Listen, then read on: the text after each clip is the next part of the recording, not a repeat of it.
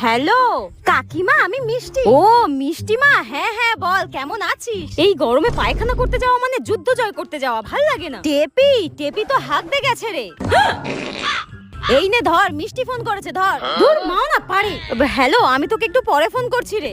মা শোনো, এরপর যদি আমার কোনো বন্ধু বান্ধব ফোন করে আর ফোনটা যদি তুমি ধরো, আর বাই এনি চান্স যদি আমি বাথরুমে থাকি, তুমি প্লিজ বলবে মা আমি বাথরুমে গেছি, বাথরুমে, অন্য কিচ্ছু বলবে না প্লিজ। আচ্ছা ঠিক আছে, তাই বলবো। যা, মিষ্টি যেন কোনোদিন হাগে না। মিষ্টিকে হাগার কথা বলেছি বলে মহাভারত অশুদ্ধ হয়ে গেছে।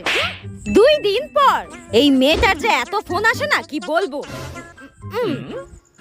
হ্যালো, কে বলছো? টেপি আছে, আমি টেপির বন্ধু বলছি। টেপির বন্ধু? উফ, বাথরুমে কি গরম। কিন্তু বাবা, টেপিকে তো এখন ফোনটা দেওয়া যাবে না, ও তো বাথরুমে গেছে হাঁকতে। মা, এইভাবে কথা কে বলে? কত কষ্ট করে রাজকে পটিয়েছিলাম, মনে হচ্ছে গামছাটা গলায় ফাঁস দিয়ে আমি নিজের নিঃশ্বাসটাই বন্ধ করে দিই।